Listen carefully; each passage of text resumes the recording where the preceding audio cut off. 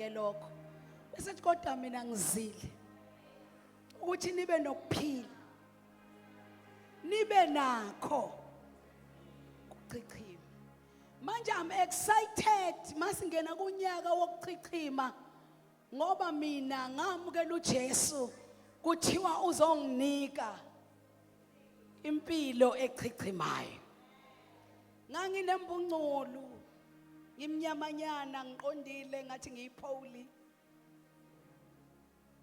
abangani bami babebahle esikoleni bebahle abangani bami ngizona nabantu abawomisi abakwi beauty pageant mangidlula abafana babize bona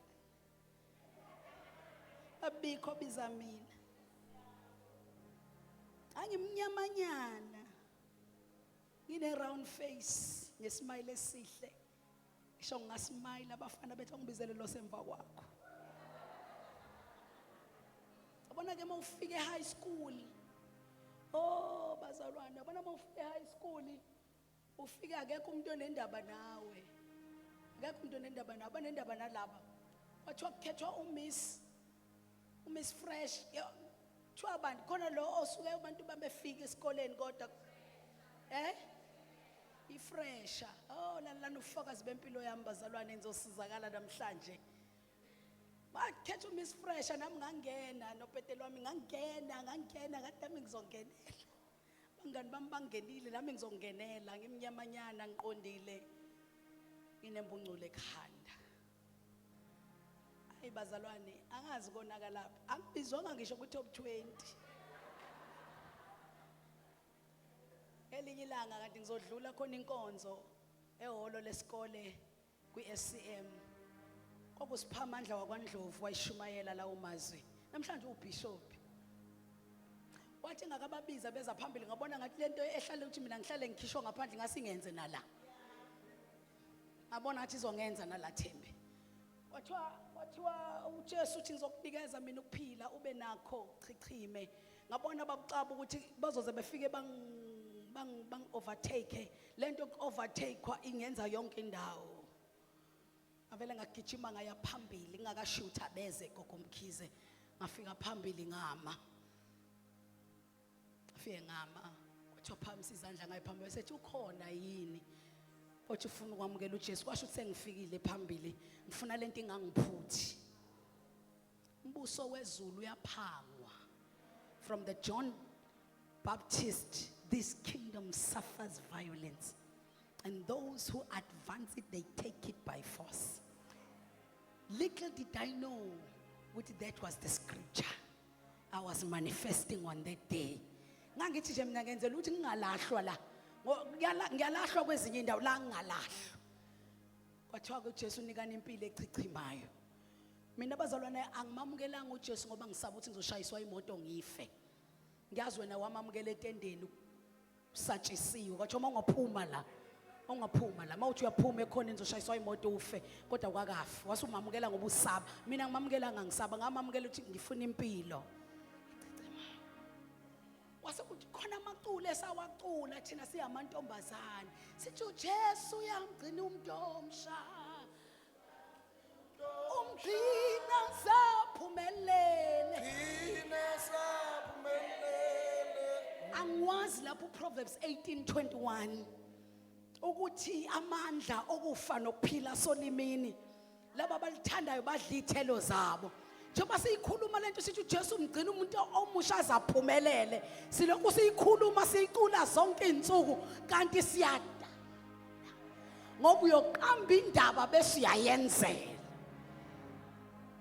wasigcina ke siyabantu abasha sasaphumelela safika kwimpilo echichimayo manje bazalwane bami masingena kulonyaka wokuchichima I'm excited because mina ngeza kuJesu ngoba ngizofuna lento kumele siyenze siyithole kulonyaka kumele chichime okuhle kodwa in fact how do I know ukuthi akuzuchichima okubi nonjabulo ingoba uqale wathi yisele liza nokubi uthelisa nokuntshontsha libulale libhubhise manje awuchichima yakubalwa eseleni So ke ngicela ukusiza nalo becabanga ukuthi makuthiwa kuzochichima kusho ukuthi nokunegative kuzochichima. Cha, uabundance no negative abakaze bahlangane. Because when you talk about abundance, you are saying there is no more scarcity. I plead with you and I urge you in this year of abundance, as we start this year, may you listen attentively on these keys and the mysteries of living an abundant life. Mhlawumbe ngoba angikusho ngesibindi bazalwane bami ukuthi nifundiswa umuntu hayi itheory. Nifundiswa umuntu okwaziyo ukuphila ngokungaphezu kokwanele. Kusho ukuthini lokho mama uNdlovu? Kusho ukuthi I have experienced a life of a negative zero in the bank account right now. After an hour, I don't have a negative zero. If there is a need, there is provision. So now when I tell you that I know how to live in abundance, I'm not saying, I'm not saying in my bank account I'm always on millions, billions, but I'm saying a life of more than enough is a life where all needs are met.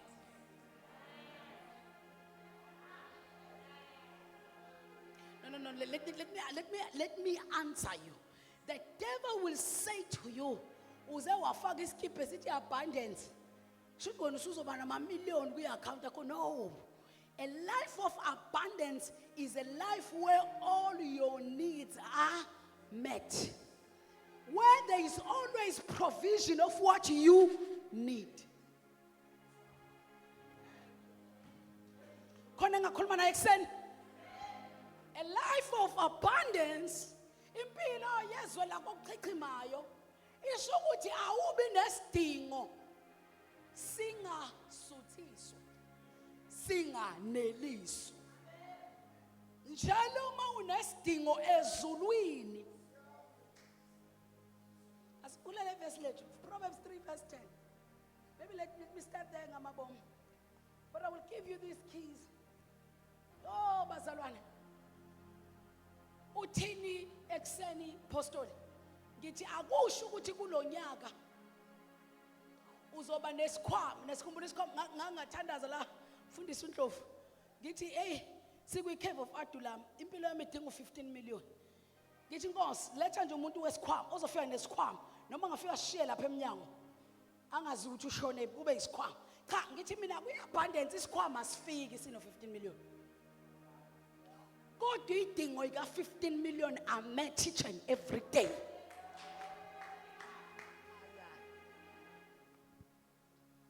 Let's read. Verse number 10 rather. Then, this is NLT, then he will fill your barns with grain. He will fill your what? Your barns with grain. God, Maliti, he will fill. It means this is not your responsibility. Touch on it, say it is his responsibility. It is his responsibility. Lithi Zulu uyogcwalisa amaqoma sigcwale ngobuningi.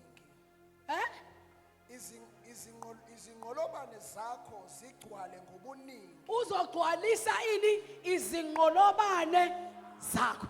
Balelani bazalwane bami.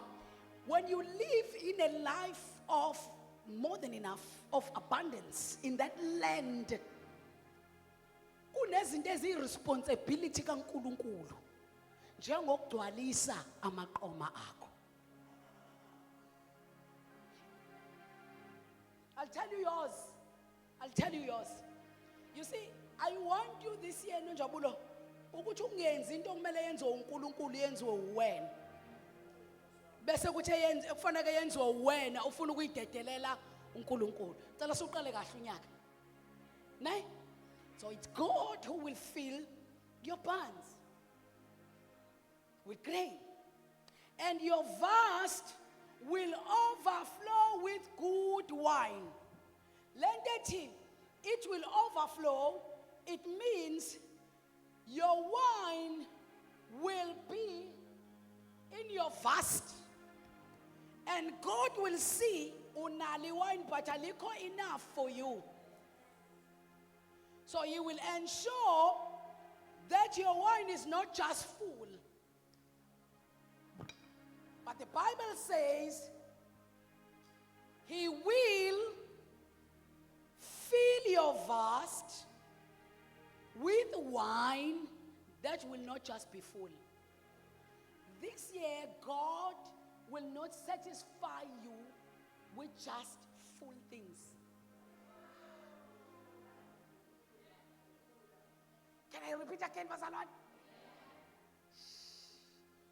Uma kugcwele uthi wena kwanele Nkosi, kwanele bheka abanye, uthi uNkulunkulu cha kulonyaka I want to overflow your vast with wine. Why? You saw what happened? It overflow. Yenzani overflow? Yenza wena wenele kodwa bonke omakhelwane abaseduze.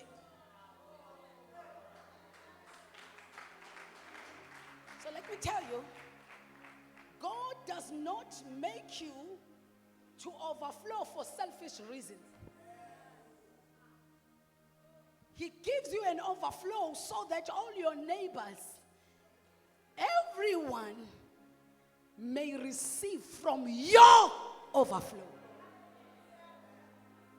Now, this is why, therefore, I'll teach you these things and you will see it in the scripture. That if you are not careful, that whenever the Lord bless you, He's blessing you to be a blessing to others.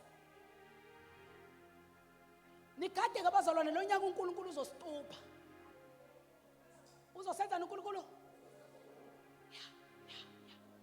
Ngisho ukuthi uNkulunkulu bengeke akwenze lokho kodwa ngoba sengishilo uzokwenza. Ngiyakusiza njalo ngenzela ukuthi ungabheki ukuthi likuphi ivesi ethi uNkulunkulu uyacuphana. Ngithi mina kuwe ngisho ukuthi uNkulunkulu bengeke akwenze lokho ngoba mina sengishilo sezokwenza. He's bound. Yazi uzositupha kanjani? Uzofike akutastise. Afuna ukubona ukuthi ungakwazi yini ukapakela komakhelwane. Uzokwenza ivast eyodwa. Lithi iBhayibheli lakho lezulu lapho umfundisi ngewayini. Konke ngifuna uyibone. Nezikhamu zakho. Nani? Nezikhamu zakho. Nani? Nezikhamu zakho. Nezikhamu. So uNkulunkulu ekucupha. Mamncobe. Uzokwenza isikhamo esisodwa. Oh, someone must hear me. Evangelist, uNkulunkulu uzokwenza isikhamo esisodwa, one vast. Uzokwenza isikhamo esisodwa to overflow. Must overflow ugadile. Ukuthi we ngesodwa ngoba akashonga ukuthi isikhamo, uthe easy. Oh. Kusho mawumzalwane oba enough ngevast eyodwa. Tell your neighbor and say have capacity. How do we build this capacity? Have capacity. So God will make you vast. A new version it they will be bursting out. They will burst out with wine, burst out. Izoqhuma. Kusho ukuthi uyayivimba lento ingavimbeki. Lento yokuchichima empilweni yakho uzothi uyavimba ngapha kungavimbeki. Uthi unikelela abantu ngalezi ingubo uvuke seyigcwele futhi. Uthi unikelela abanye ngale icathulo ubona seyigcwele futhi. Uthi uyakhipha imali uyibona usuna. Maseqhuma. That's what will happen this year. This year you will establish an idea. Uthi usathi wenelisekile uNkulunkulu akunike enye. Uthi usathi nikisekile akunike enye. It will happen. But this is what will make that. Number 1, keep his word. Can I extend your capacity? Ukhona ufuna ukuphila impilo ecicima kulo nyaka? Into yokuqala kumele uyenze yini? Gcina.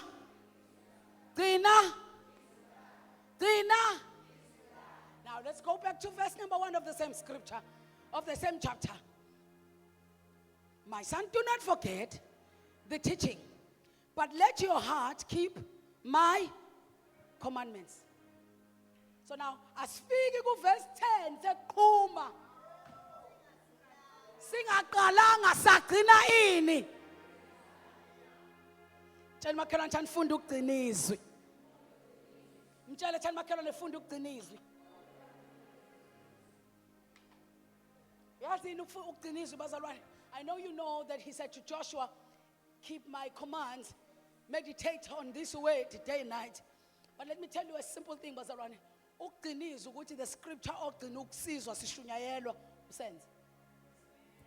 Wenza njani? Wenza njani? That is keeping the command. Many people, they want to hear what God is saying, something new, where else lokho kudala uNkulunkulu akushila bakakwenzi. So when you keep the command, ukuthi nje uNkulunkulu akaqeda ukusho manje. Yabo nje uNkulunkulu asebuyelana uthando lokuqala. So the first thing akithi mase ngikunikeza mina uzokuphila kanjani impilo ecicimayo. Into yokuqala nje ufanele ukuyenza ukuthi manje wenze njani wena? Wenze njani? Simple. Bazalwane, I've never seen something elula njengokwenza izwi kaNkulunkulu kodwa elikhuni njengokwenza izwi kaNkulunkulu. System izwi kaNkulunkulu lisimple. uNkulunkulu maye ukhuluma manje ethi buyela uthando lokuqala. It's simple. Repent. Do what he has said. But that is the most difficult thing for born agains, for believers. Ukwenza izwi kaNkulunkulu. In fact, we have come to a level where we all can preach it. And preach it very well. And quote it very well. But we can't do it. Can't do it. We want to preach it, but we can't do it. You see, what makes us fail, please write this down if you're writing. What makes us fail each and every year is to repeat formulas and systems that do not work for us. And avoid a simple formula that works for every believer, which is to do the word. Into eyenza sifeyile every year bazalwane bami. Every year we fail. Because we fail to keep the command. Impilo yokusindiswa ilele kwenzeni izwi likaNkulunkulu. Mayethi uNkulunkulu, pray. You do what? You pray. But you will give. You do what? You give. But you will hlanganyela. You do what? Simple. Simple. It's simple, but yet it's difficult. Why? It's because the devil knows the secret. If you keep the word of God, you prosper in all. What does the word say? You prosper in all your ways. So mungasufunda ukwenza izwi kaNkulunkulu practically. Futhi bazalwane bami zihluphe ngokuthi ungalifuni irevelation entsha. Le agcine ngayo ungakayenzi. Someone told me a story that there was this pastor who kept on preaching one and the same verse, one and the same scripture, one and the same verse every day, one and the same verse. Bazalwane bakhubeka. Ngoba sithemba bazalwane banjengabantu abangama drug addict. Abazalwane banjengabantu nami ngumzalwane. Mhlamba ngithi sinjengabantu abangama drug addict. We always want something new. Something new. Uyabona nje manje mangase nje uShuglas ngithi akadlali into khona into ethile ngathi manje akayidlali uzobona khona uthi hayi Karabo akekho Karabo i-drug addiction because you can't not hear the Karabash uma ngabe kukhulunywa izwi kodwa uyizwi Karabash uma ngabe kudlala i-keyboard drug that is why kulonyaka ngoMkhulunkulu uzobe sicupha sizoke sikhonze i-keyboard ingadlalanga hayi ngoba ingekho fanele gakasha sizwe ukuthi kuyathandazeka nomsindo ungekho yabona so abazali bathanda i-drug ngizoxoxela indaba engiyixoxayo njalo i-drug nje thu i-drug ufike uqale ngozipho yabona uqala ngozipho i-ecstasy or i-cocaine uthi faka emakhaleni uzoyimosha Tshwana uzayimosha kushiwo njalo wena okay fine uyifake thi uqala ngento uyifake thi kathi uyifaka kokuqala thi izikhona izipring ezithi gu thi khona izipring ezenzeka la ekhanda lakho uthi bese iziphele yona thi mase uyiphinde kwesibili uyiphinda ngale same skull ayisakwenza izipring isifuna ke manje ungabusenza ke manje ngozipho nyusa isikala khona izokuphinda ukuthi zuzuzu mase uyiphinda kwesithathu hayi usekuzomela mfana wami uyishaye ngepipe straight khona izokuthi zuzuzu uyabona mase uyiphinda kwesi4 awusayidla yodwa shaya manje neHennessy ukuze izosebenza kahle ithi and this is when a person becomes a what? An addict. Because whatever substance lengenayo once yangena ngesikala esilinganayo njalo ayibi umzimba uyayijwayela bese ingakwenzi lutho then you become an addict abazalwane banjalo they will move from KLMI to another place bayofuna a new revelation a new dimension usahlulwa yivesi le revelation elithi thanda umakhelwane wakho njengalokhu uzithanda yena manje ufuna i-dimension entsha abazali bathanda namagama esingisi amasha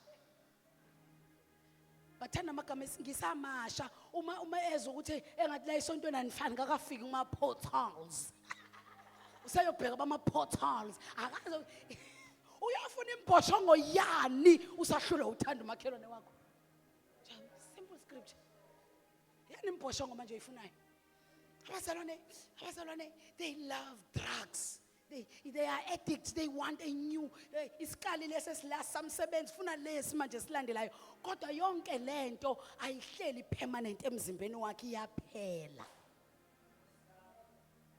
oh hallelujah yaphela futhi nalapho kwa dimensions uzohamba futhi ayofuna enye indawo esiqhamuka manje namanye amagama the mysteries Pastor Lungi the mysteries of the kingdom yabona manga ushongo nje mysteries umpostoli ngimzwile kodwa hayi akafika ngendaweni ngibona ukuthi ngathi le nto nje ukuthi siqale sathi ukudansa buyele othandweni lokuqala usahlulele lo verse nikhona bazalwane bami sethi lo mfundisi mayebaphendula mabethi ke yindaba lokho eshumayela into eyodwa uthi cha ingoba leli verse ngisalokhu nginibheka kulo njengoba ngilokhu ithi inhliziyo zenu mayingakhathazeki kumanje umama uNgcobo kade ngifonelile bekukhonto bimkhathazile wangifonela nozane lwafona ikhonto uthi lo mfundi ngizoshintshelani le verse yokuthi inhliziyo yenu mayingakhathazeki ngisana abazalwana abanjani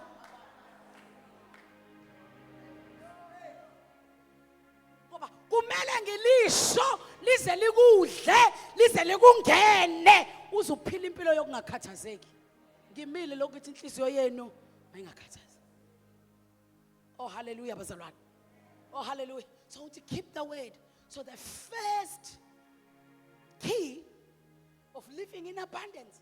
Ukuphila empilweni echichayo. Gcina ini? Gcina izwi. Mangithi gcina izwi ngithi ungabe iwash tower. Ungabe iwash tower. Wazi chapter neverse. Wazi chapter neverse. No khuluma uthi, oh no, John 3 lo. No Romans 16 lo. Suba iwash tower. Usufunde ophaphama wena. Ngithi mama ngithi gciniswi. Ngisho ukuthi yenza izwi. Touch your neighbor and say, learn to do the word. No, touch your neighbor again and say, learn to do the word. Hallelujah. Izwi liyenziwa. Praise the Lord, bazalwane. Izwi linjani? You see, most of the things that we do in this house, I always teach about them.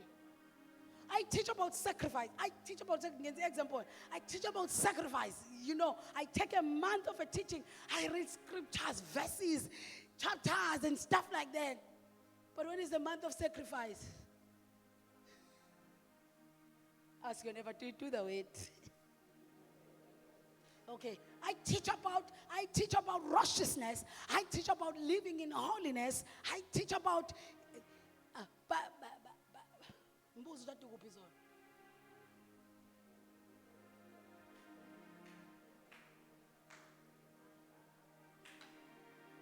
praise the Lord. Praise the Lord. I teach, ngivule iScripture, ngivule lesisivumelane nalesivumelane naleso ukuthi bazalwane umusa kaNkuluNkulu usifundisa ukuthi cha kwini bazalwane kwiso kodwa wena lo December buhlalela izona ufakaza igazi lakho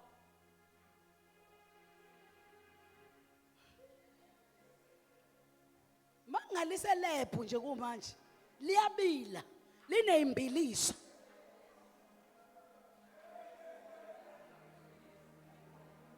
khona abantu abathi noma bencinza umaskido kulo December udakeke umzalwane esindisiwe umaskido udakwe umaskido ufe umzalwane esindisiwe ekhuluma ngezilimi engcwele kodwa ngo December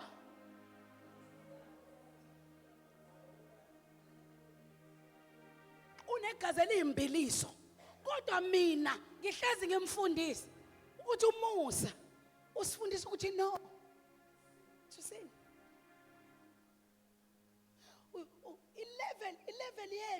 level yethu bazalwane oh touch your neighbor and say uyafuna nokuphila impilo ecichimayo do the word level yethu yokuphila sonweni singafuni umusa usifundisa ukuthi cha wenza ukuthi mfundisi ubane angaze egoli mina la eThekwini leli sonto likamfundisi leli ngibona ikholwa mina lisonkile lihambe liye lapha phambili lizoqamba amanga lithi liyafakaza amangisono amanga yini 10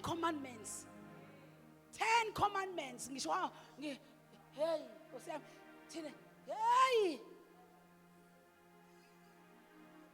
altare lingcwele mina la angazi ninegoli mhlambe kumnakazi mina la eThekwini mina ngiyalazi ikholwa hayi manje akuyontentshe intendana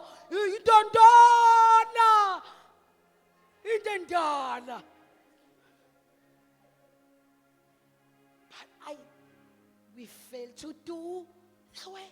Why do you lie? The word says don't lie. Ungaqamba manga. But we lie. We even go to an extent of lying into the altar, the same altar that you expected to release blessings. And then your life is a mess. And you feel like it because minangtanda amango hlala uqambala. Some of you, I'm this one pastor that ensure that I open doors for people. Some of you, I open doors for you. Figure la bed. When's this zono? Obuz makhalthi bayakwazi nemsebenzi nje usindisiwe. Simple thing. Give the word. You see, I'm trying to show you that we can declare with you that I will live in abundance this year. Kanti awena awukwazi ukwenza izwi. And sweetheart, no matter how much I love you, if you can't keep the word and stay in his statutes and keep his commands, you will never taste abundance. See, God is wise. He made sure ukuthi yonke into uyigcina ngama principles bese ngayibeki kuma emotions akhe. Yazi uNkulunkulu wayenzelani? Wayenzela ukuthi mamdlovu noma ungayokhala kangakanani kuye angathinteki. Noma uthi uyathinteka ingabi bikho, yes. Noma uthi uyathinteka ingabi bikho into akwazi ukuyenza ngoba uboundwe yini ama principles. That is why Hannah kept on going and crying, but she was never pregnant because there was Eli in the temple, and the principles of God are in 2 Chronicles 20:20. If you believe in your prophet, you will prosper. So if you deny Eli to be your prophet, you can come to me and I will establish you so that even upenina ngakuthiwa kangakanani kodwa ngeke ungiyeke uzoqhubeka uze Shiloh because you are established. Kodwa the prosperity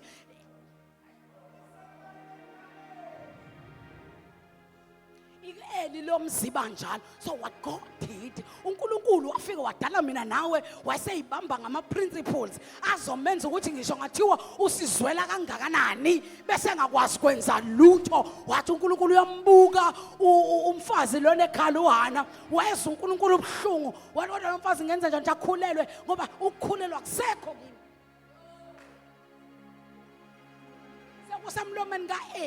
That is why when she recognized Eli that day, when Eli was speaking to her, ethi mfazi zodakwa kuze kube nini, bese kulo mama ngidakiwe ngithululela umoya wami ngowesifazane oqinekileyo oxakekileyo. Then Eli says,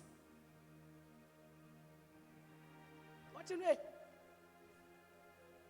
makwenzeke njengokufisa kwakho.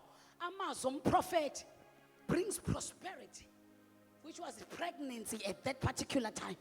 Wamitha uHana engamithiswanga uElkanah, emithiswa amazwi omprofeti.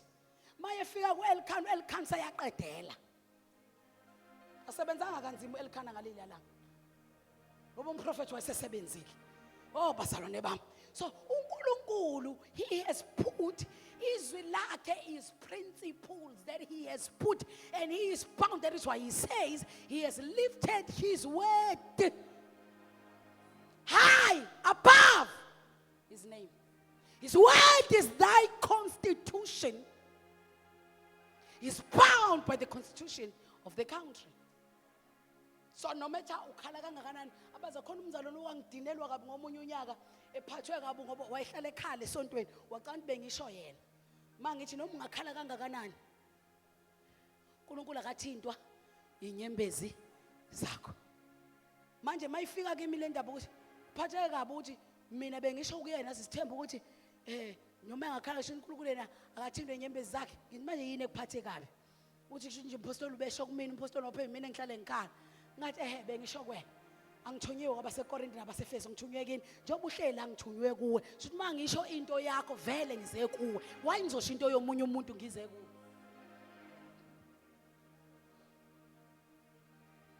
Ase ngiyambuza wena ukhalelani?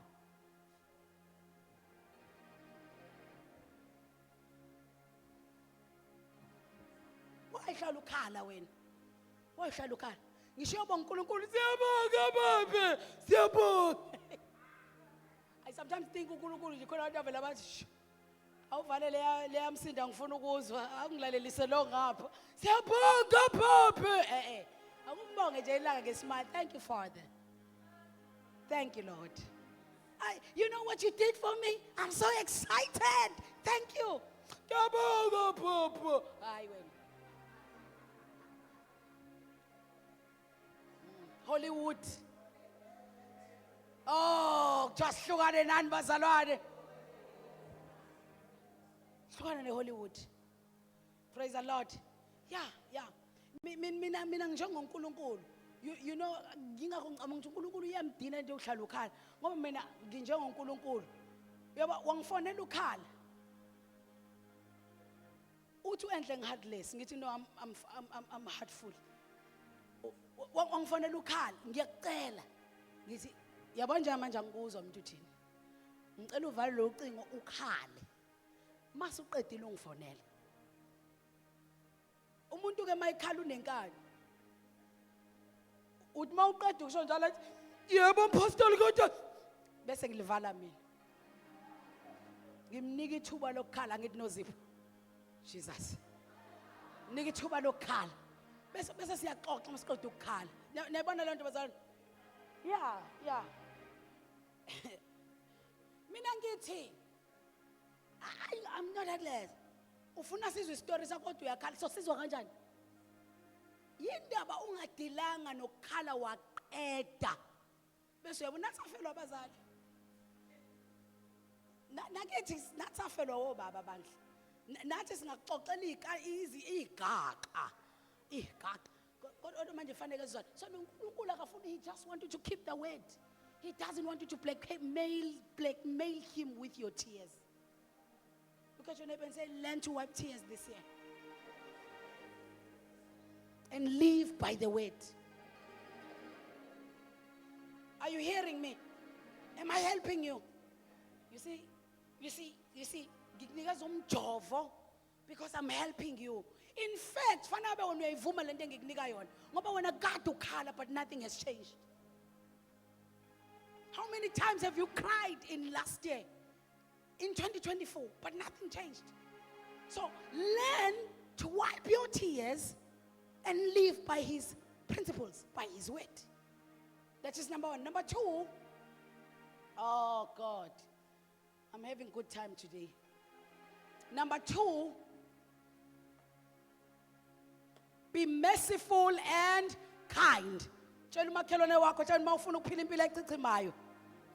Yiba nomusa nesihe. Yiba nomusa nani? Be kind to people. Be merciful to people. Isizathu impilo yakhe ungachichimi. Awunabo ububele. You are unkind, awunabubele. Wena unankinga ukuthi umuntu angadli wazi ukuthi akanakho ukudla. Wena unakho uzoyokuchitha. Wena ngamane kudliwe izinjo kwakho kunokuthi kudla omunye umuntu. Awunabuntu, awunabubele. Awunabubele. Chini bethunana. Kumele ube nobubele. Obazalwane uNkulunkulu usitshelile la ukuthi unezimpahla ukhuluphele azikuneli kodwa ngoba unabo ububele. Uma ufuna ukuphila impilo echichimayo uhambe namhlanje ekseni mawufika endlini uvula wardrobe wakho. Ukhiphe. Musa ukuthi ngizoncipha awuzuncipha. Kwakunini nje uzoncipha? Kwakunini nje uzoncipha wena?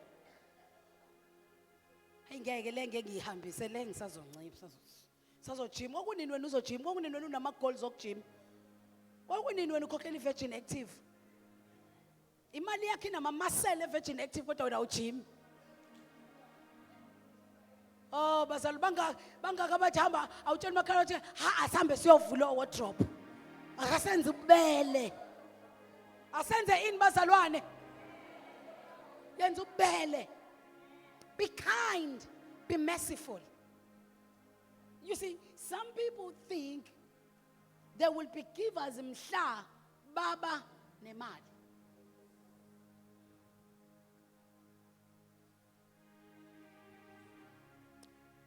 Let me qualify it with the scripture, verse number 3 of the same chapter. So ngaphambi kokuba kuchichime.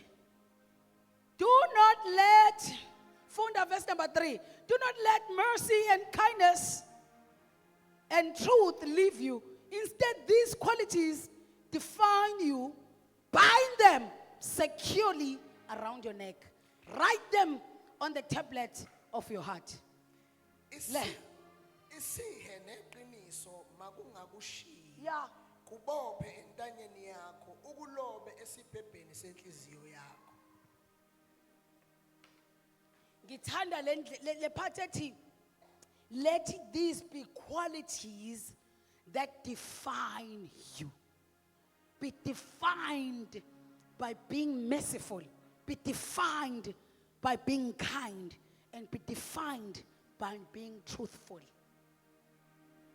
Hayi bayangazi ke mina shem mandla bayangazi angibhedela bayangazi shem yabona nje sontweni into abayenza kulo yabona nje mina can we see mercy? Can we see kindness? Can we see the truth defining you? Hallelujah. Bazalwane, thanini impostoli. Ama-statistics athi abazalwane abaningi abathanda ukuqasha abazalwane in their businesses, in their homes. Why? Nangu mama ngoba ethi yey. Yazi why? Ngoba abazalwane iqiniso abalibhalile in the tablets of their hearts. In your business ulahlekelwa imali kumzalwane ophethe imali. Umntwana kaNkulunkulu osindisiwe othi mayefika Sunday aphakamise izandla athi zingcwele asho izandla ade intshontsha. Let these qualities define you. Be defined by being an honest person. I mean, I tell you the truth because I give myself time. Ukhuluma nabazali. Mfundisi bane. Usofikile efundisini. Usofikile noma wakafika. Bongakazi amakholwa namanga wakafika efundisini. Amakholwa mamthimunye amakholwa namanga ikholwa lingaxoxela isitori esidabukisayo nikhale nonke nikhale eqamba amanga umuntu. Mina sengimdala kule nto yokufundisa. Uthi esaqala nje ngithi yasishaya ke lo.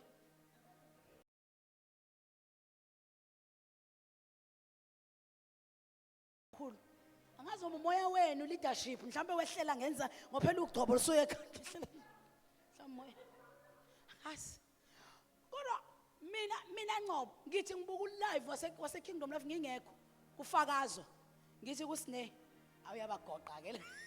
Shaya ke lo uzofuna imali ke lo. Uzofuna imali lo. Yabona sengiyakwazi ukuzikhola istory salo liqala kanjani because truth and honesty is not around their neck.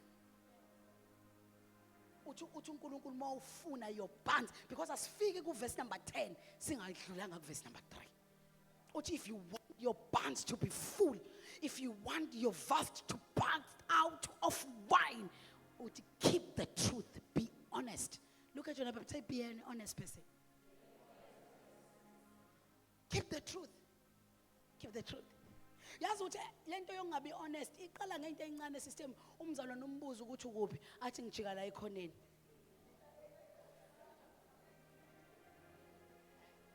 Is the Lord speaking with you? Is the Lord speaking with you? So you will never go to verse number 10 if you have not conquered verse number 3. That truth and honesty bind you around your neck. Uthi kulobe ezibhebheni zenhliziyo yakho ukuba kind, ukuba merciful nokuba honest. I always say bayazogagash. I always say you rather tell me Zanele something filthy eyiqiniso embi ngawe embi bonke abantu bengakulahla mawuyishilo as long as injani. Sweetheart, let me tell you, if iqiniso noma bimbi kanjani ngawe ngiyagona mina. But tell me something good about you ehamanga. I don't know. I don't want to say in my nature, but let me say in the nature of Christ that is in me. I hate lies and I can detect lies. And uma ngawadetectanga ngathi usangitshela zokubamba. Zokubamba. Mfethu ngizokubamba iviki lingakapheli ngizokubamba uthi uqamba manga. Unowabaqale. Tell me the filthy truth as long as the truth. Let honesty define us in this 2026 so that we can enjoy abundance. Hallelujah. Hallelujah. Mawazi ukuthi esontweni awuzi. Be honest. Musukuba ne-emergency yasekuseni engekho. Ubangaka abantu subabulele nje wena nje ubusindisiwe. Sekufike bangaki nje ubabulawa wena kini. Ufumzala manje ngiyaxolisa ngisakwazi. Sekufuma malume. Manje ugogo ufile kwase kwafa umkhulu kaAnti. Usubulale ngaki. Ngamanga. And you see, when it starts, when umukwazi uqamba manga iqala emsebenzini, uqala ngamanga la semsebenzini.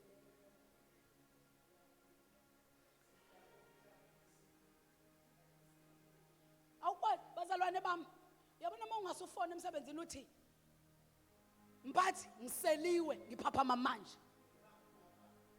Yo ngiyaxolisa ngiyeza ngiphaphama manje ngiyogeza manje. Angeke umphathi wakhe azakuqulisa. Lento yakho kuyijwayeza ukuthi ngisitake kwi-traffic uqamba amanga. And look at the scriptures. It doesn't say yiba neqiniso enkonzweni. It wena yiba definewa ipersonality yakho ngokuthi umuntu onjani oneqiniso. Hallelujah. Yabona mina abazalwane ngeke uNkulunkulu angimangalele ezulwini, because I tell you the truth, I teach you the truth, so that iminto ingasenzeki kuwe ungathi asenziwe ilima sayohlala ubusuku bonke. Fanele kuyinuka amakhwapha. Fanele kuyinuka amakhwapha. Yini engingayenzanga? Yabona nje izinto engikutshela zona namhlanje ngisho ukuthi ungabhali namhlanje mhlawumbe noma uphinde uwozele. Anginankinga si live and izongena ku YouTube. Ngifuna uphinde uhambe uyoyibuka uyibhale lezi zinto one by one. Wozingeleza intaba eyodwa zothana uzube na 30 ngeke umfana okushelayo bashade bonke abantu ungashade ngenxa ukuthi unamanga.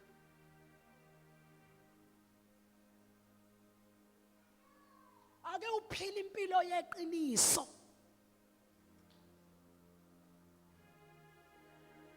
Yabona mina ushokoke. Yawuzwa mina njawuvuma. Uphila impilo yamanga.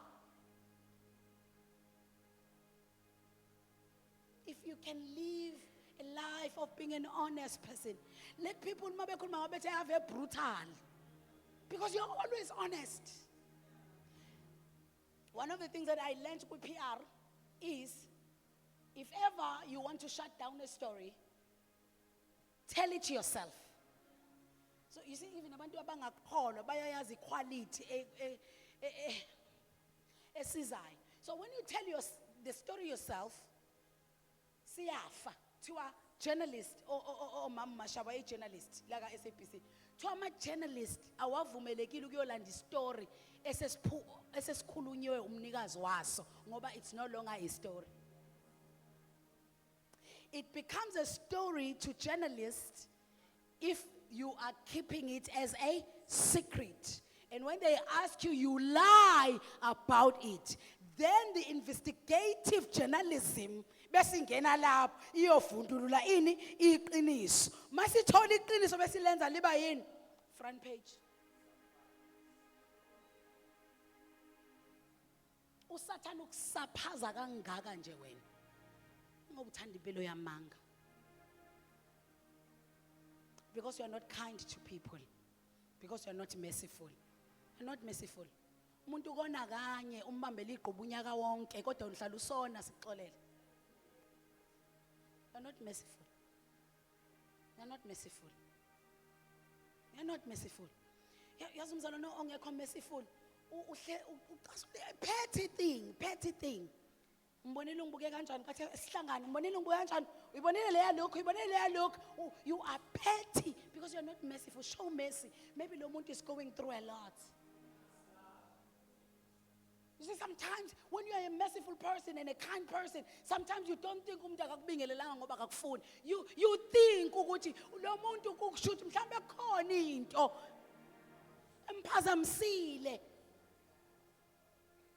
Umuntu ekhulume nawe umbingelelile wangavuma cha ngithi nje hayi impostola hayi hey hayi umzalwane wakho kwenzeni ngathi ngiyambingelela apostoli ukuthi avume. Be merciful. This person was thinking uzoyodlani mayifika ekhaya.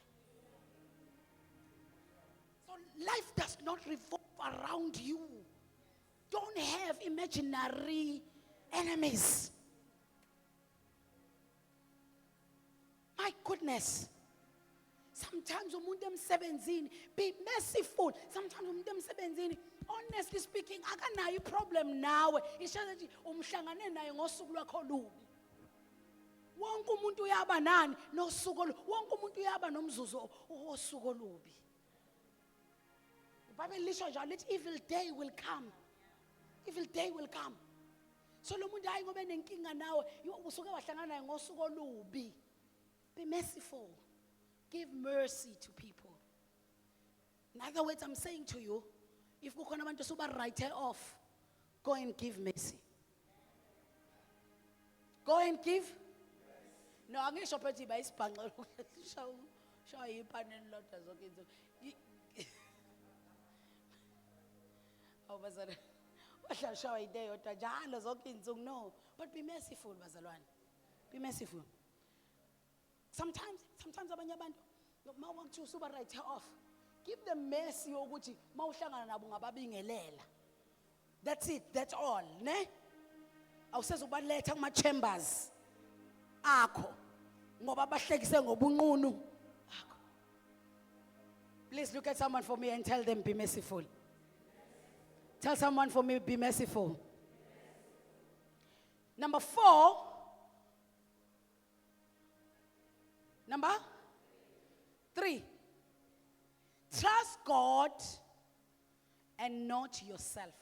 If you want to live a life of abundance, trust God and not yourself. I know you have your intellectual, you are an intellectual rather, you have your own strategies, but this year, can I teach you something? Learn to align to His divine order.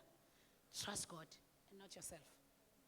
If ufuna ukubona impilo ecicimayo, themba uNkulunkulu ungazithembi wena. Abanye abantu bazalwane enye inkinga yethu esinayileyo. Okay, let me give you your verse. Verse number 5. Trust in and rely confidently on the Lord with all your heart, and do not rely on your own insight, your understanding. Hallelujah. Ungagudla itabe yodwa. Bazalwane bamcela ukuntshela iqiniso. Umuntu owazi ukuthi uyazi unesicefe nje. Yeah, unesicefe. So ngisho uNkulunkulu efuna ukukusiza ngabantu.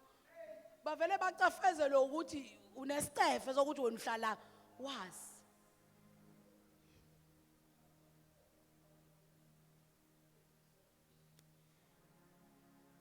Ubuncubezi okakalala sake sahamba de ngicabanga lolu daba sibuya le ePine Town ePortshepstone namhlanje eOribe sake sahamba nanangoncubezi ngenavigator saye eSwazini uncubeke bazalwane uyindoda uyini leso statement sibucayi usilalele kahle uyindoda babuncube uyindoda amadoda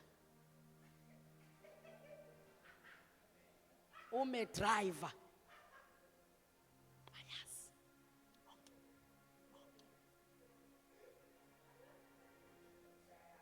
onke indoda my driver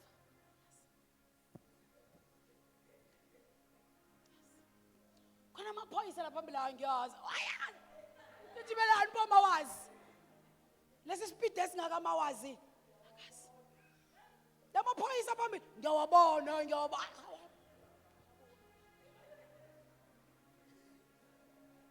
onke ke nje amadoda my driver ayibo sahamba ke babuncube bazalwane navigator yasifaka ehlathini. We spent a good 2 hours wokuduka hayi lo khamba wokuduka nje hayi ngaqinisa ivoice ke nami ke phela ngaqale ngathi Avela ngaba umpostoli. Yaqinisa ivoice athi, hayi Ncube awume manje ke ehlisa iwindi sibuze kubantu. Ke sihambe ngamabhodi manje. Siphume kwi-navigator, sihambe ngamabhodi. Yabona masibuza abantu. Yabona lento ifana nokuthi uze eThekwini. Navigate ikhambise ngomgwaqo oyihlathi uze ufike eMaritzburg. Mawufike eMaritzburg, sawubuza abantu bakuyalela uN3. uN3 ubuyisa. Sama sabuza abantu, bathi babesiyalela. Hayi, sahamba ke. Manje nama ngizonga kahle uma left noma right. Masiqede ukusuka la. Ayiphendule uNcubezi. Ithi hamba Apostoli. Bathe u left ngithi hayi ngeke. Angisathembi ngoba kusho wena. Right. Yazi ngithini mina bazalwane? Uthi mina kulonyaka unganciki ukwazi kwakho yime emgwaqeni ubuza abantu. Buka amabhodi. Unganciki kwi-navigator yakho. That your own intellect. Ncika kuNkulunkulu. Hallelujah. Ncika kubani bazalwane? Now listen to me. We played for a good 2 hours. We were dehydrated. We were tired. Besingasenayo namanzi emotweni. Jesu lo uthi upetrol ungakapheli. Jesu lo uthi la ihlathini masihamba aqhamukanga izilwane. Ngangiyothini mina kumama Ncube. Ngoba ngeke ngife mina uzoshona yena. Mina ngilinda ukuhlwithwa. Akuzoyishonela yena. Mina ngidrive ngisho ngagijima kanjani ngiyakuchazela ukuthi sheshisa ushiya amazwi. Engizowasho kini ngoba kuzoshona wena la. Hayi mina ngilinda ukuhlwithwa. Bazalwane, we spent 2 hours delaying. Yizwa lento because we depended on the navigator. If you depend on yourself, your intellect, your connections, ukuhlakanipha kwakho iyo zonke into zakho, uma udependa kuwe unoNkulunkulu, there will be delays in your life. Can somebody say amen? There will be what? Delays. Ufakazi wami ubani? Wena. Usudelay kangakanani ngoba ubuyithembe wena? Singaki izinto osudelay kuzo ngoba kade uyithembe wena. Kulonyaka ngicela uthathe ithemba lakho lonke uliphonsele kuNkulunkulu. Uyangazi, uyangihlelela, ehlolisisa imicabango yami. Uyangazi, uyangihlelela,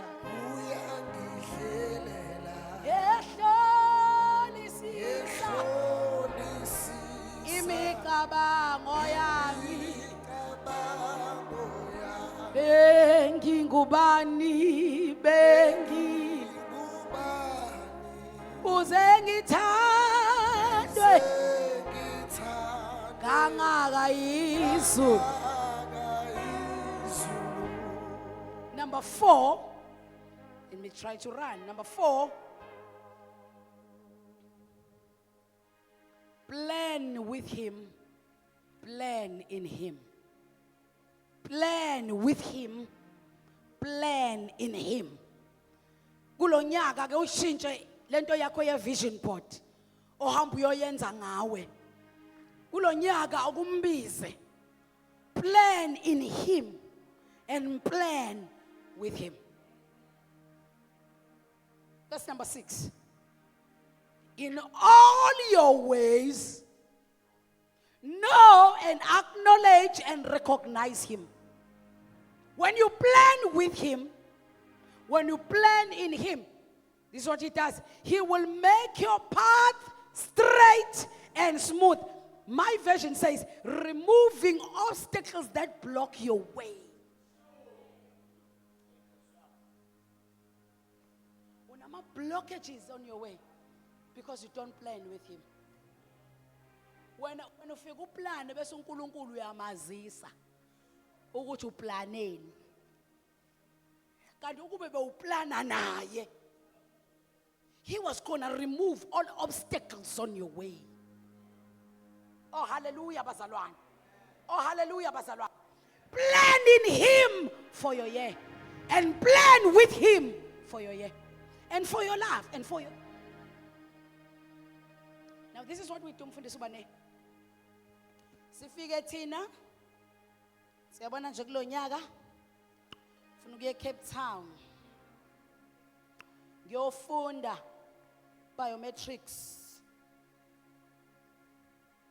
Shuthi ke ngizohlala eRes. Get good. Because kuthiwa yiba ne-vision board. So now wasuba nani ne-vision board. But mina ngithi as a kingdom citizen, if you want to be in abundance, plan with him. Do you want me to do biometrics? If I plan with him, he must tell me, do you want me? Because some of us, we graduated, sasala natures, because we never planned with him, even in the beginning. Hallelujah. Hallelujah. Plan in him. Some of us, we are frustrated where we are because we never planned with him.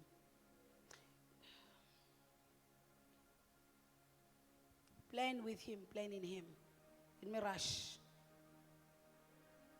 Oh, this is very important, and I believe ukuthi try in confirmation. Hate what is evil. Uzonde okubi. Kwenze njani okubi? Cela ungibukele umuntu ongaka right wakho umthinde. Say neighbor, kulonyaka zondo okubi. Ngicela uphinde uthinte oka left. Makhelwane kulonyaka kuzonde okubi. Ngicela ungithinte lo ngemva kwakho. Makhelwane kulonyaka kuzonde okubi. Hate what is evil. Hate what is evil. Check the scripture. Proverbs 8, verse number 13. Let me read for you. Ngenxa yesikhathi. Proverbs 8, 13. Funda mfundisi ngesiZulu nawe. Mina ngizofunda la. The reverent fear and worshipful awe of the Lord includes the hatred of evil. Kusho ukuthi awukakamkhonza uNkulunkulu ma ungakusabi okubi. Hallelujah. The worship of the Lord includes the hatred of evil. Pride and arrogance and the evil way and perverted mouth I hate, says the Lord. Ukumesaba uJehova kungukuzonda okubi. Oh bazalwane bami, kusho ukuthi awumesaba uNkulunkulu ma ungakuzonda okubi. Hate what is evil. Don't be part of what is evil. Don't be part of conspiracies of things that are evil. Don't be part of meetings are evil. Akhuluma kabi ngabanye abazalwane. Aplothela abanye abantu okubi. Hate what is evil. Hate what is evil, even uwedwa. Hate what is evil. You can't be addicted to pornography. That is evil. Awumesaba uNkulunkulu. Mkhonza ngeindebe zomlomo. True worship includes to hate what is evil. Awukwazi ubamza, awukwazi. Bazalwane bami asibuyelene ekusindiswe. Ake sibuyelene kube namakholo. Oh, I wanted to make you receive. I wanted to make you jump, but I ensured that I will get you someone who will make you jump. They will come. They will make you jump. Allow me to tell you the truth. I guess kulonyaka masifuna ukubona an abundance in our lives. I guess buyelene kubeni amakholo. Sibe yini bazalwane? Makholo. Abantwana bakaNkulunkulu ikholwa. Umuntu osindisiwe. We have lost our way. Such a way that what is evil is good to us. What is Russia's is bad. In fact, sithi une-pride, sithi uyayitshela. Sithi uyayitshela umuntu ophila impilo yobungcwele nokuba Russia sithi uyayitshela. In fact, we are good. In fact, we are good ukukhuluma ngobungcwele masiphila impilo evil.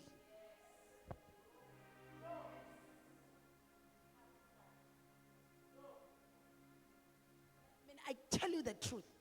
Tell you the truth. Khona umfana esasikhula naye evangelini uNkulunkulu amjesu ngoba bayihlale bengibuka labantu engakhula nabo. Uzobona ke nathi ngishilo. Kodwa ngiyaziwa ngiyasho. Uthi lo brother njalo mayinika ithuba lokushumayela. Uthi uzipha uhlale phezulu kwinsizwa. Uzipha uhlale phezulu. Woza shukulazi uzipha uhlale phezulu. Uzipha uhlale phezulu. Uzipha phezulu. Uzipha. Hayi mina ngambamba.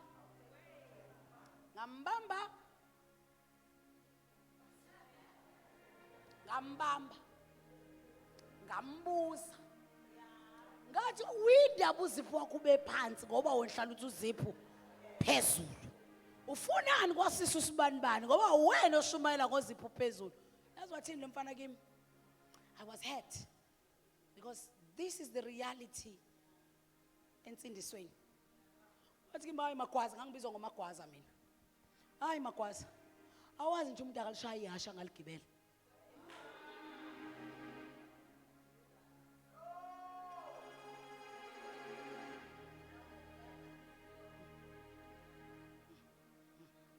And what do you mean? Wathi umuntu ushaya ihasha ligibela ukuze ligijime. Ushayelelo ligibela. Wangilimaza lo mzalwane inqondo. Ngoba manje umuntu mayishumayela. Ngangimgade uthi ushayani. But listen, let me tell you, that is the lie of the devil, right? That is the lie of the devil. It because ufuna ukuyigqokisa lento evil ukuthi be accepted. Mina I stayed with a person othi mawumkhuza ngoba ufebe athi ayikho indoda engafebi. Mina ngiyamaza umuntu osho njalo athi ayikho indoda engafebi. Ukuthi nje wena uthatha ngalendlela yakho.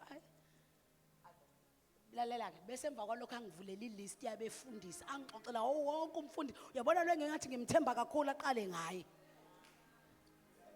Uyazi ukuthi wenzani? No, the devil is a liar. I can't ngayibamba lento ngasekugcineni bazalwane bami. Phunyulo ogibeni lomcubi. Ungcolisa ingqondo yami ukuthi yazi ukuthi what is evil is accepted. Hate what is evil. Cela uqinisa kunina abazalwane nina eniphinde nibe exposed kubantu ababevangeli nani nibizo uNkulunkulu. Cela uqinisa kunina nina ningabafundisi nani nishumayelayo nani niphinde nibe exposed kubefundisi.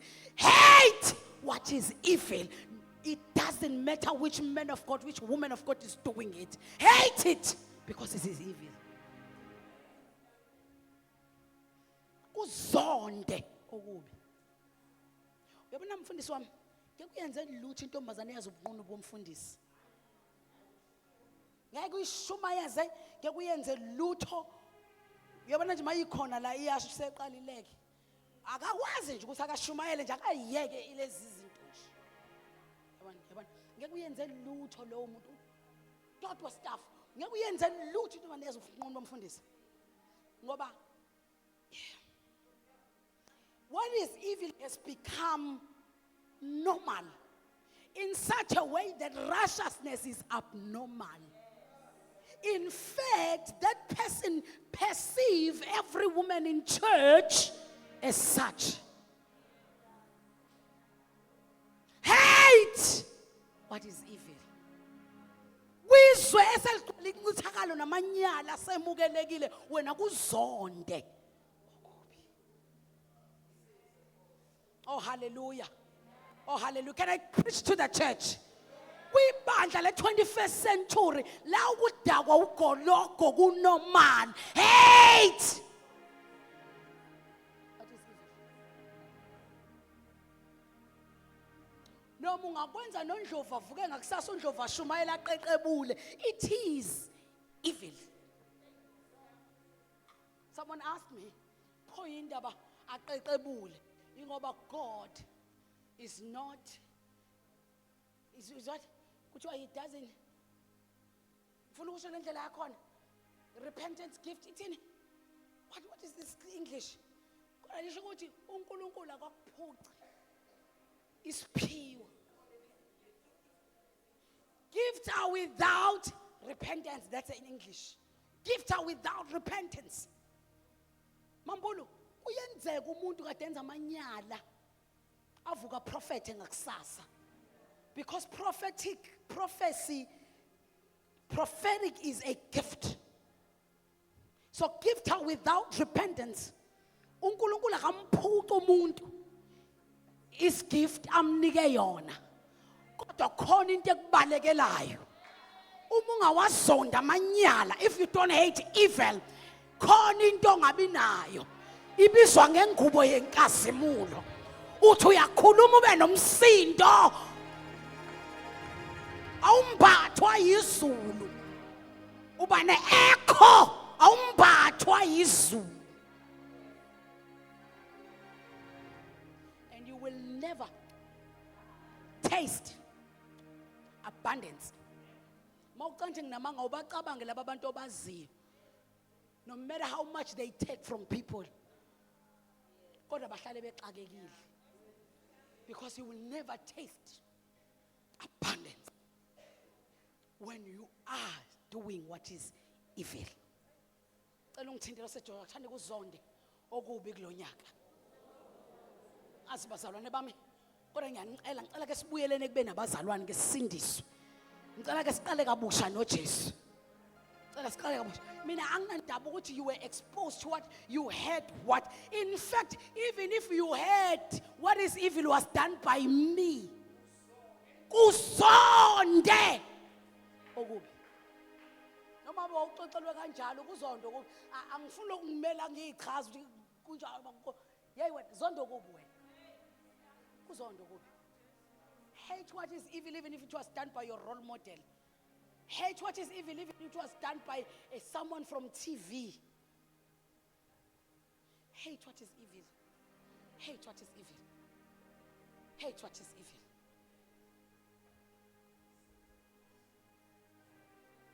Asibuyele enkosini siphakamise udumo lwayo ngengoma. Yazi ngifuna ukuqhubeka kodwa kulokuthi angime nje la hate what is evil. Kuzondo kubi. Kuzondo ongenabo ubuNkulunkulu. Kuzonde okubusathane. Kuzonde. Kuzonde. Wena mawusindiswa wow uyabona mawungasungibuza yini okubi uyakwazi. Unembeza wakho ufakazi uyayazi into embi. You know what is evil. Hate it. Hate it. Hate it. Hate what is evil. Yabona bazalwane bami. Ebuhlungu nombulela. When someone does evil, there is a scripture I wanted to read. Kodwa ngenxa yesikhathi. Likwincwadi likwiProverbs. Lithi udla isinkwa sokuntshontsho ekusithekeni. Bese lithi maye umgubane emazinyweni akho. Lithi isinkwa sokuntshontsho simnandi. Ya lisho njalo. Lithi isinkwa sokuntshontsho simnandi. Bese lithi kodwa maye umgubane emazinyweni akho. Mina ngoba ngosemakhaya umgubane inhlabathi ebushuzelayo nje eyenza umlomo ube bomvu mangabe uyidlile lenhlabathi. Uthi uSolomon lento yenze bumnyameni oyenze kuntshontshe there is evil. Uthi exposeka mawuke wama phambi kwabantu.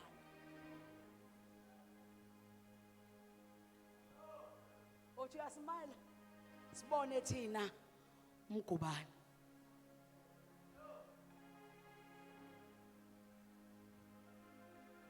There's nothing that you can do in darkness and it stays in darkness. That is a lie. That is a lie from the pit of hell. It is a lie from pit of hell. Hate what is evil. Hate what is evil. Lento yokuthi uqokela ukuzodunusela amadoda la esontweni. Hate what is evil. Awukwazi ukuphuma endlini uyibukile, uyibone ngathi ngiyobabhushuzelela ke namhlanje. You hate what? Hey wena. Hate what is evil. I'm serious. I'm serious.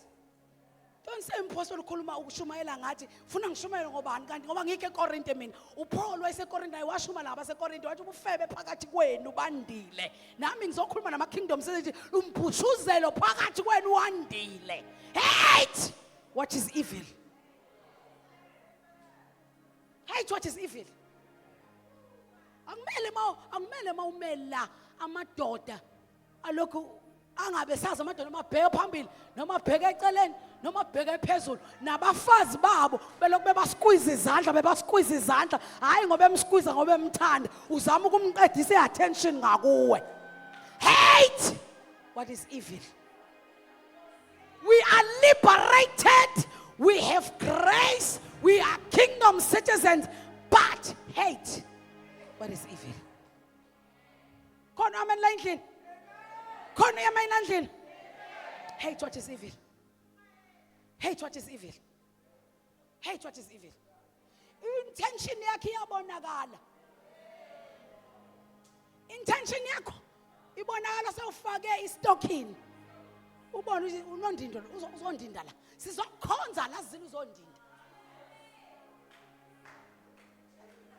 Hate what is evil. 2026, we want to live in abundance. Hate what is evil.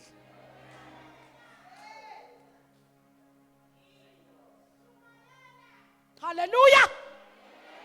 Ayifiki impilo echichimayo uthando kubi.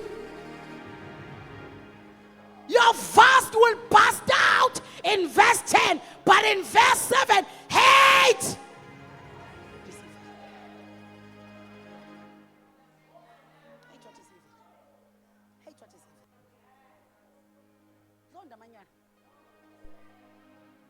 La isontweni wena namantombazana onke amantombazana asesontweni wena uyakhuluma nawo wena amantombazana asesontweni onke uyawa inbox onke wathumelela inhliziyo.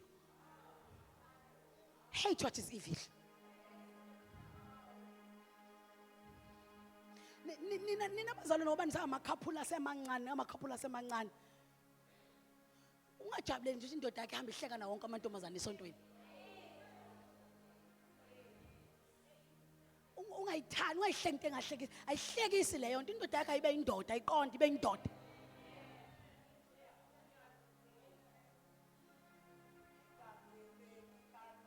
Indoda elula.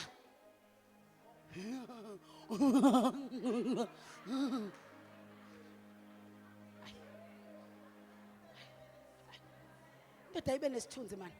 Umuntu akacabanga ukuthi ngisondela kanjani. Because this man hates what is evil. Lendo diyakuzonda okunjani kubi. Hallelujah. Hallelujah. Oh bazalwane bami athi nginiyeke nini. Hate what is evil. Ivangeli lelo bafowethu lelo vangeli lasikhulula lelo vangeli lasigcina lelo vangeli lasimisa lasiprotector. Yingakho noma usathana athi uyashaya kodwa lasivikela. Because we decided ukusonda kubi ivangeli lelo. You hate what is evil. Uyahlukana nokubi. Mawusindisiwe. Awukwazi uba umntwana kaNkulunkulu ohlebayo. Awukwazi uba umntwana kaNkulunkulu ontshontshayo. Awukwazi uba umntwana kaNkulunkulu ofebayo. Wakwathi uZowi ena. Wakwathi uZowi no ma kuyenziwa kanjani khona igama lesingisalisho. Hayi man khona igama lesingisalisho uthi mabe ba u3 wathi nje zo wathi kubasebenza nabafana. Angikhumbuze lithini igama ithini lento le uyisho mabe ba u3 abafana sobe njani sobe ungajoli nabo sobe njani wathi abantu basobe bethini phela ngixoxela ngabantu hayi wena. Kanjani? Uma unama boyfriend awu3 wathi baso unjani? Hayi awushongo njalo khona igama lesingisi walisho. Awuzo. Kanti ubenzani wena laba nje?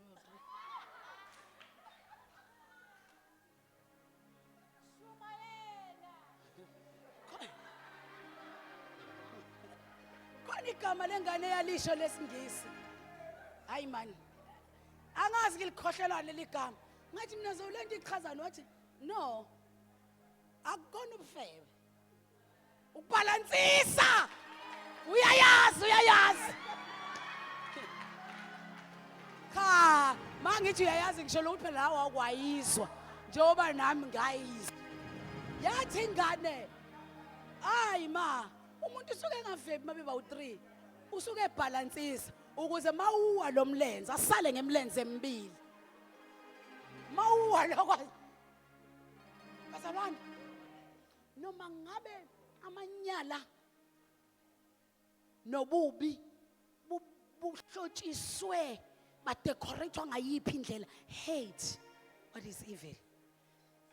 We can't be praying for GBV but we don't tell you the truth that hate what is evil.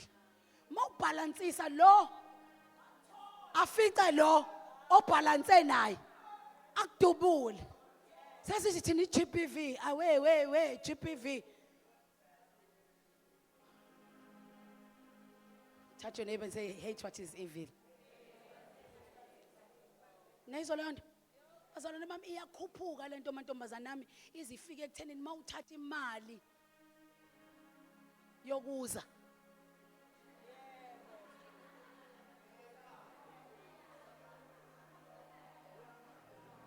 Uthatha imali yokuza.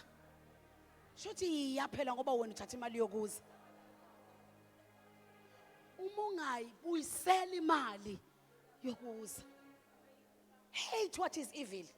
It is evil ukuthatha imali yomuntu uthi uyeza. Ungezi. Njoba ku evil ukuya ungashadile.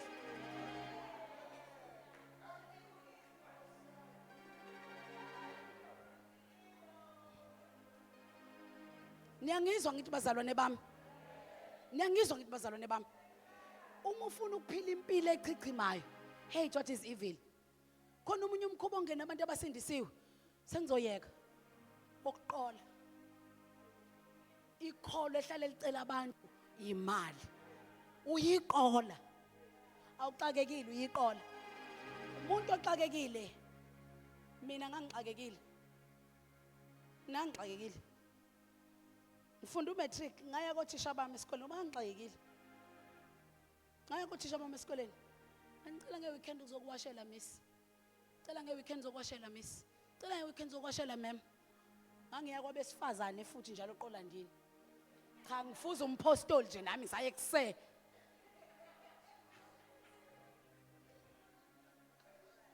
Next thing ubuye uyasikhalela ungibambile ungibambile.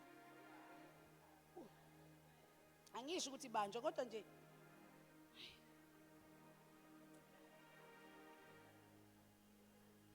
nayo lento kwamabanjwa nje bazalwane sengathina esisindisiwe singami manje kuyo.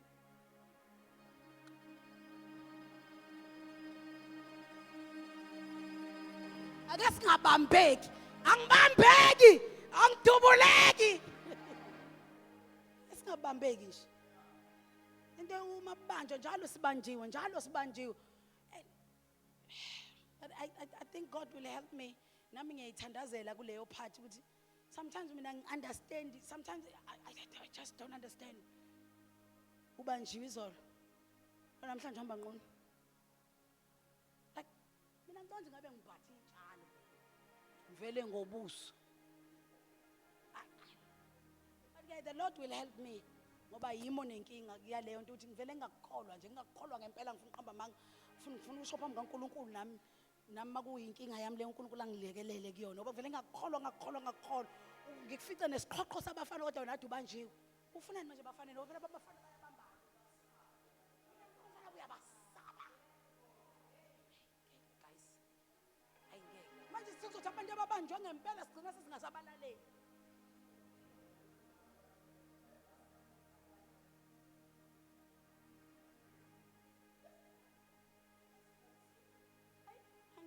lapho bengithi konje bazalwane ayi okuxakekile mina ngahamba ngowashelo thisha bangiphi imali yokuhola ngoba ngenzeni ngisebenzile. I'm teaching my son mawufuna imali washa imoto washa amawindi ngizoholela kodwa nalapho ke ngoba ngiyamsiza ngiyamlekelela ema ngimholela ngimnike ngimholela ihlale kimi bese kuthi njalo mayinesidingo simayinaze eholweni lakhe lento afuna ukuyoyenza siyamayinaze eholweni fanele ngiyazi into afuna ukuyenza uyofika nganekho ine 20 ye Stay Center kanti uwo uyinika imali. Yes, yes, yes, you supplied that lifestyle. You financed it. Fica nganekho iyezimbali yokwenza icontent emashidini amhlophe emadodeni ayilalisa nezilwane. Hambe ngani nganekho ngo-Uber uMarika Uber ithathe kuwe. You financed that lifestyle.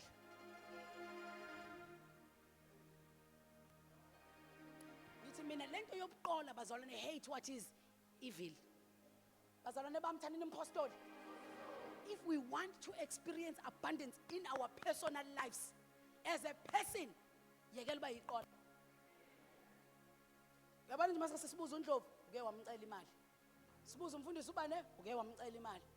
Sibuze uMamzondo uke wamcela imali. Ngakhoza nangu asanda ilanga ngathi asanda awuyi ngathi nje awuyike nje this time lekhunganeni sasiya kuphi lento asanda hlale ecela abantu bamkhokhela i-retreat ngathi cha awuyike nje wena njani hlala ucela abazali bakhokhela awuyi nje awuyi ukhokheliwa awuyi khona uzofunda ukuyikhokhela imango ukhokhela yabona phela wayengaqolanga yena wayehlala ekhokhelwa kodwa leyo nto nje eyimbi kwayona yabona bazalwane bami wayethi uma ngiyisichaka esiqhenyayo yabona yabona musuhlala wena wonke umzalwane fanele sonke masike sakubona ume naye masike sakubona ume nalomzalwane awu Jesu futhi wemama umkhize labantu abangamaqola ngikhuluma nanjalo nani la esontweni ngoba anive niqoleka nina la eKingdom lafa nginazi ukuthi yini inkinga yenu iqola nje malifikile la ekhele emayi ngiyazi lizoqala ngoba uZanele umama uKhuzwayo umama uNcobo nje banomunye ngiyazi izi target ayi man khulani nani kulonyaka khulani nje kulonyaka amen amen ya bazalwane bami ungabi iqola njalo wena mawume nomuntu ucela imali umzalwane usesidingweni ucela umsebenzi hayi imali ucela umsebenzi hayi imali uyasho nje uthi mzalwane wami cela ukwenzela ukuthi cela ukwenzela ngicela uzokwenzela ukuthi cela uzokayinela ngizobhala u120 ngoba usesidingweni angisho mina ngithe singasiza angithi ngiqale ngathi be merciful angithi bazalwane and be kind angithi ya kodwa ngithi asingadlala amaqola phela mina ngihlala ngitholela ama-email uqaxa nje nje clever mina le mabedlana angiqoleki nje qoleki kumele mawufuna usiza akumele njalo bonke abantu wena uyaxoxa yilo and laba bazalwane wena mamdlo abamaqola nani ngiyanikhuza ngoba lapha eGoli bangena ngolayini ngiyababuka ngithi khona abanye umama bashathi bayeza bangazi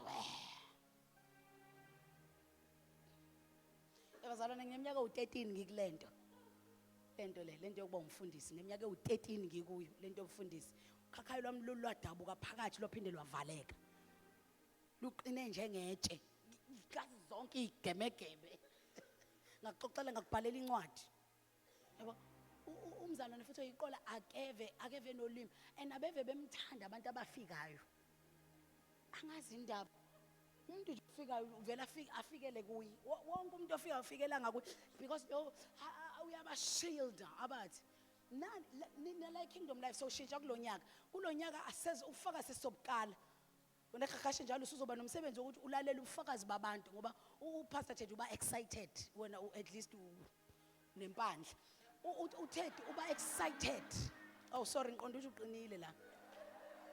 uTed uba excited ufuna ulalela ubufakazi bese siyabuqala ukuthi okay lo angafakaza lo uzofakaza bese sithi lo somfakazela. Yabona le nto ngoba abazalwane abaningi mampheki ekhele mayi baqoleka mhla befakazile. Umuntu ufakazela udumo likaNkuluNkulu ngebreakthrough mfethu athi uNkulunkulu ungenzela ukuthi abaqolami emva kwenkonzo semnamathi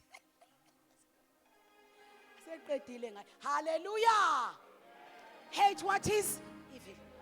Hate what is evil. Ngikubalela zonke ingxenye zika evil ukuze ubone ukuthi imuphi owakho evil okumele uzonde. Hate what is evil.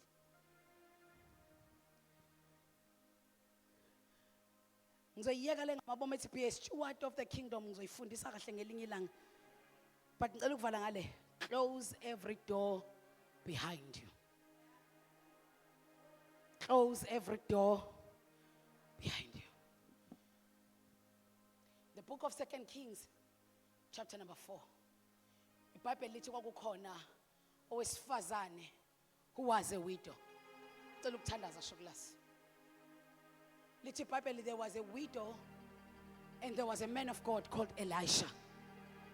And the Bible says lo wesifazane lithi wathi mayebona uElisha lithi wagijima waya kuye wathi the prophet my lord wathi my husband was serving the prophet but my husband is dead and mayefa umyeni wami ufe enesikweletu. Lithi wakhala lo mama wathi manje nginenkinga abantu ayebakweleta bafuna ukuthatha amadodana ami bakhokhe ngawo. Umprofeti wambuza unani endlini. Umama waphendula nginenkeshezana yamafusa. Sanibonani bazalwane. Please look at somebody for me and tell them close the door behind. Some of you have to close doors of rejection. Some of you have to close doors of pain.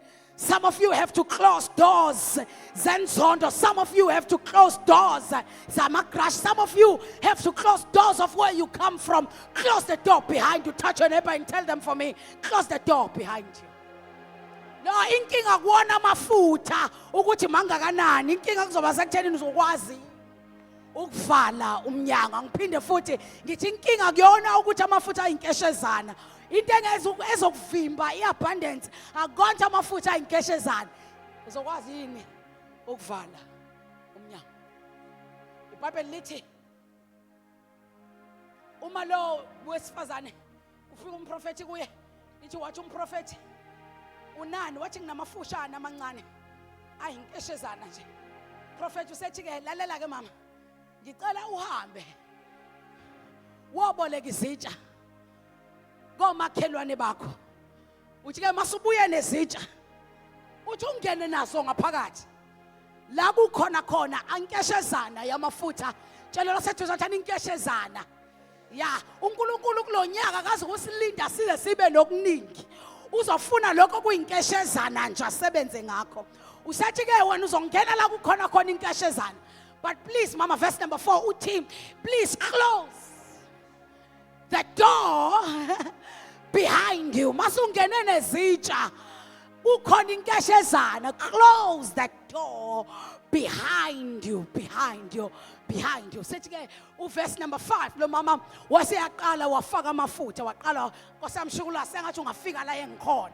Waseqala lo mama wafaka amafutha wafaka isitsha sokuqala kuthiwa agcwala inkeshezana yagcwalisa isitsha. Inkeshezana yagcwalisa isitsha. Alisho ukuthi kwaqala amafutha ani kwakusa inkeshezana kwasho ukuthi khona icapacity nomnyango uvaliwe ngoba kuyenzeka uma ngabe icapacity ikhona kodwa usavula iminyango.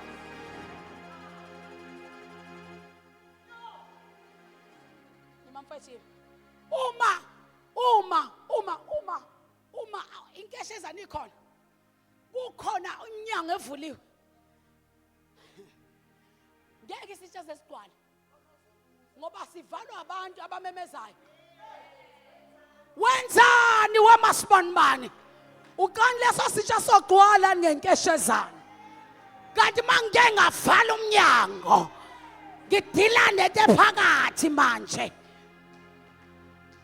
sagcwala sesibili kuthiwa wasihlehlisa sagcwala sesithathu kuthiwa wasihlehlisa nansi into engiyibukayo Gagashi umama akawuvula umnyango ngoba nakho isitsha sesigcwele please yimi umama akawuvula umnyango ngoba nakho isitsha sesigcwele kodwa noma singagcwala size bo5 umnyango remain closed nansi inkinga yakho umuke wabona izitsha igcwala ziba u3 usuyaqala uvula umnyango kanti mawuke wavula umnyango uphazamisa iprocess eyenzeka la ngaphakathi. Close the door behind you. Let things that are gone go. Let the people who are gone go. Close the door behind you. Close the door behind you. Close the door behind you. Close the door behind you. Close the door. Some of us have to close doors in our minds. Khona kufanele bavale iminyango esengqondweni zabo. Some of us have to close doors zongaxoleli. Usamenda entweni eyodwa eyenzeka ngo1966 close that door behind you. Disturbing the flow. Umama waqeda waqhubeka nesitsha sesi4. Amafutha aqhubeka inkeshezana. Yaqhubeka yagcwala. Inkeshezana kodwa iyagcwala. Waqhubeka nesesi5 inkeshezana kodwa iyagcwala. Hayi, waqhubeka nesesi6 inkeshezana. Kuthiwa walo mama maseqeda izitsha awutshela sethusana masekuphele zona. Awumtshethi masekuphele zona. Uthiwa amafutha anqamuka masekuphele izitsha. Ngithi mina iabundance empilweni yakho izonqanyulwa ukuphela kwecapacity kuwe.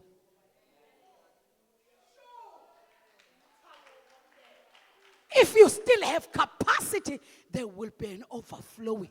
There will be an overflowing. Uthiwa zathi maseyiphelile izitsha. Amafutha. Look here. Amafutha vela anqamuka. La athela khona. Anqanyulwa yini amafutha?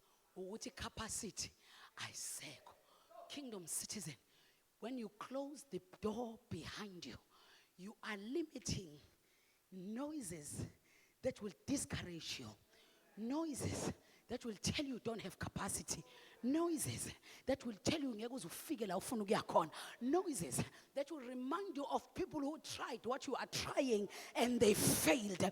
When you close the door behind you, you are saying it's only me and God. It's only me and God. It's only me and my family and God. Ma uvala umnyango wenzani? Uvala imsini. Ezothi nango1999 uyakhumbuthi ukuthi uyayizama lento. Yangenzeka. Ngicela ukumemezela namhlanje ebusuku. Close the door behind you please. Thola abantu ababili abathathu ubatshele thanifunda uvala umnyango. Sengiyakholwa. Impilo yami ayisoze ifane. After today my life will never be the same. After today, after my life will never be the same again. Cela umtshele thanifunda ukuvala umnyango. Your bonds amaqoma akho azochichima. Your vast will overflow. Angiphinde ngisho futhi umzame uthi amaqoma akho azochichima. And your vast will overflow. Uthini mayesho njalo mfundisi uThedi wozala?